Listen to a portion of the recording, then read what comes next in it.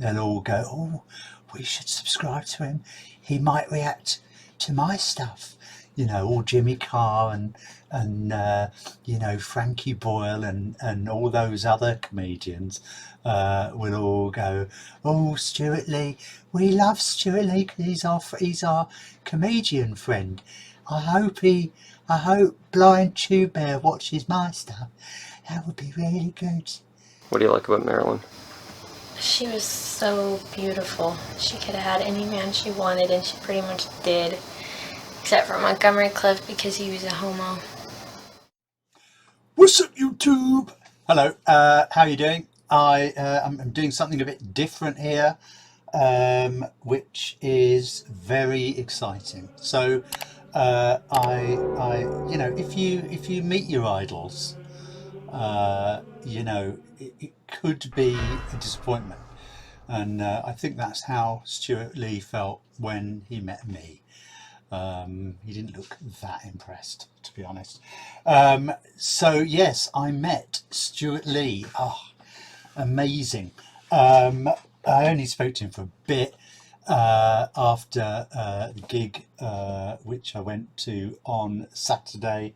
If you see the door moving, that's probably my cat trying to come in and get in on the action. Oh, yeah, there you go. Yeah, this is... Come here. Yeah, this is Gus, or Gustavo, named after Gustavo Fring. He's going to be shut out now. His uncle's called Walter White, and his mother is Jessie Pinkman, and that's all true. I'm a bit blurred, and I'm not too happy about that. So I met Stewart Lee. I've already put this in plastic. This is a book. I had to buy a book in order to speak to him, which was a bit annoying. £8. Oh yeah. To John and Harriet. That's my lovely wife Harriet was with me, and she took some pictures and did a little video which I will show you, which is quite funny. My God. So but the most amazing thing was when I met Stewart Lee, he recognized me from YouTube, which was very nice. And so I'd prepared, as you do, as I do, I'd prepared sort of, I thought of what I'd say to him. I wanted to speak to him, but I didn't think I would. I thought I'd be too scared. But my wife was very good. She, my wife said, come on, you know, buy something. And then of course he's there behind in a little window. So I bought this book, and he asked me, you know, do you want me to sign it? And I said, I said, I'm sorry, I posted a video saying you were a horrendous woke comedian. It's been taken down now. But I sort of, without going into too much complicated detail, I blue screened Nazi death camp footage behind him while he did a routine about Brexit. And it was a sort of a satire on what the Daily Mail readers would think Stewart Lee would do, and anyway, it got taken down. So I said to him, "Oh, you know, sorry about that video. You know, it got taken down." And he said, "No, it wouldn't have been me," because obviously he doesn't really look at YouTube, except he does, because it turned out.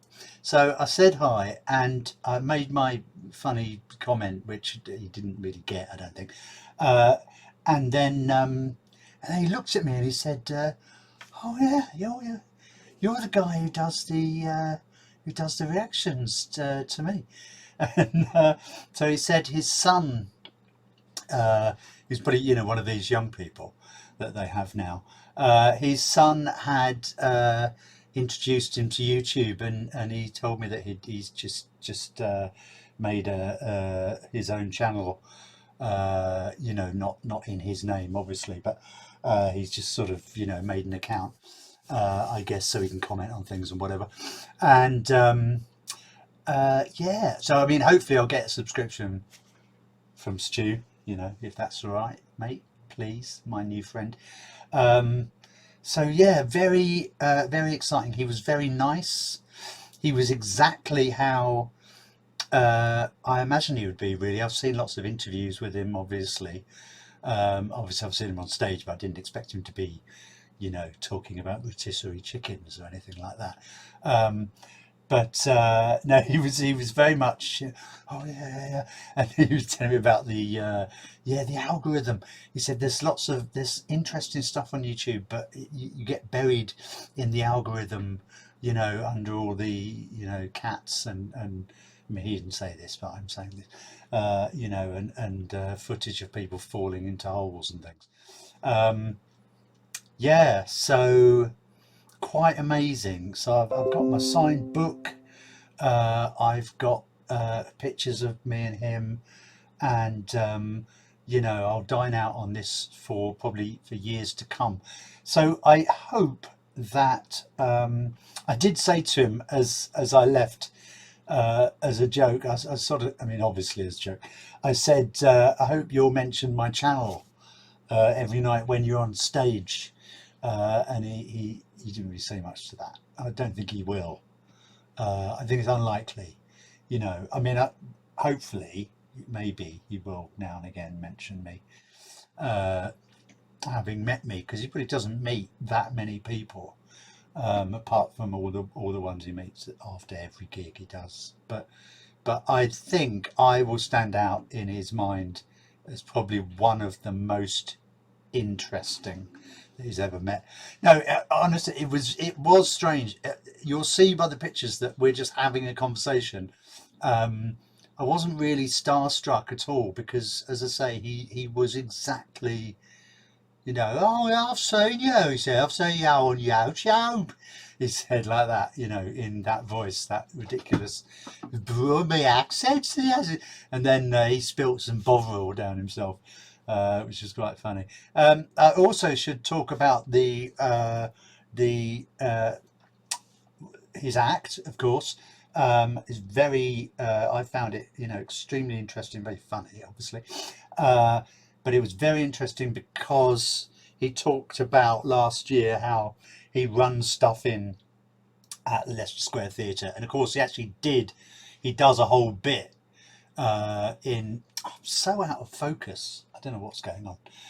He does a whole bit, it's a bit better if I just go, it doesn't matter.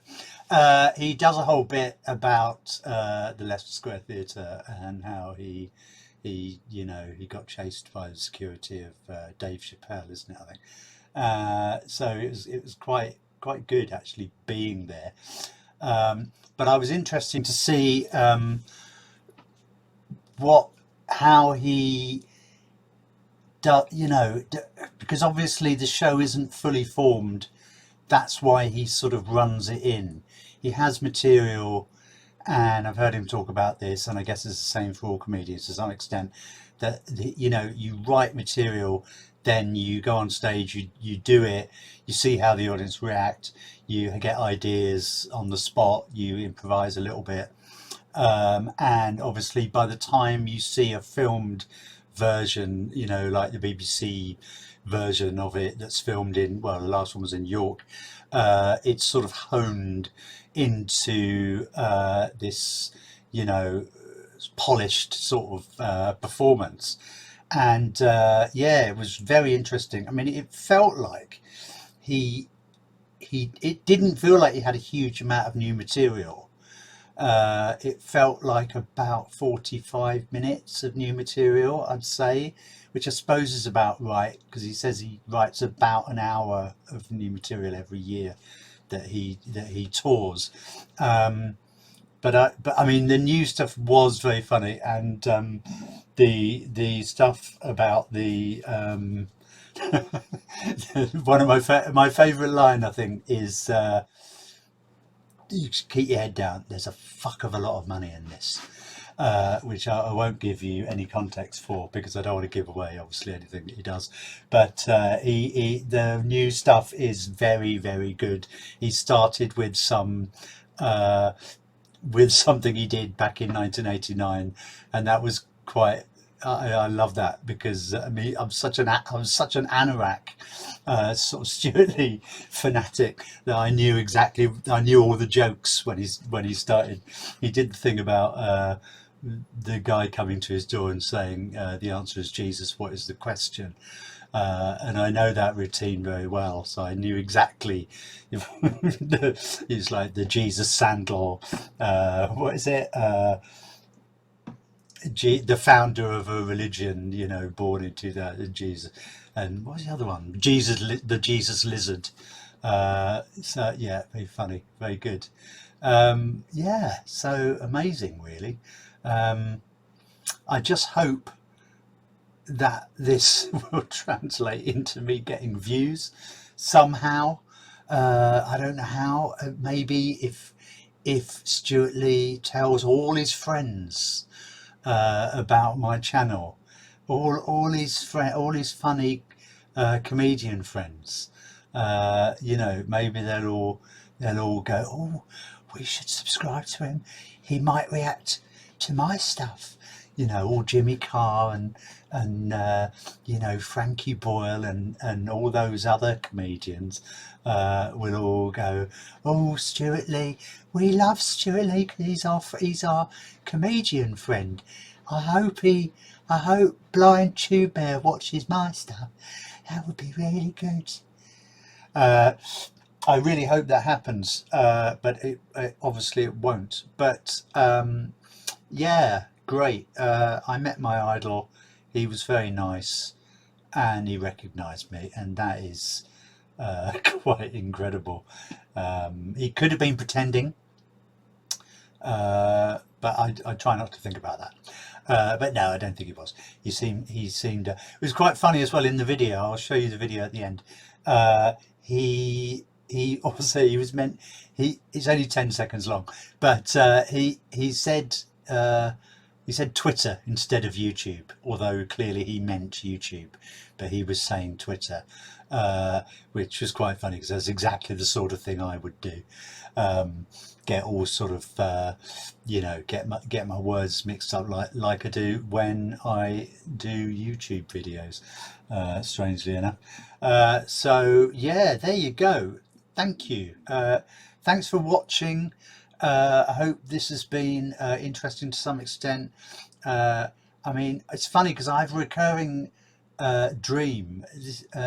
This is true. For example, I have a recurring dream about meeting Morrissey, and I meet him at one of his gigs, and he knows me, and he's like, oh yeah, I remember you. I saw you. You're always at my gigs, aren't you? How are you doing? You know, how's the wife and kids and all that? And so I have this recurring dream, but now it's happened almost in real life, you know. And funnily enough, Stewart Lee does look like a much older, not older really, but fatter version of Morrissey. So it's almost like a dream come true, I suppose. Don't nobody go nowhere. Reaction video. Yeah, because I joined Twitter under a false name about 5 months ago because my son. I stopped. You think I'm gonna have the rain come in the perfect scene? He's calling the cops, dude, if you don't stop. Shut the fuck up! If you don't want to shoot this, that's fine with me.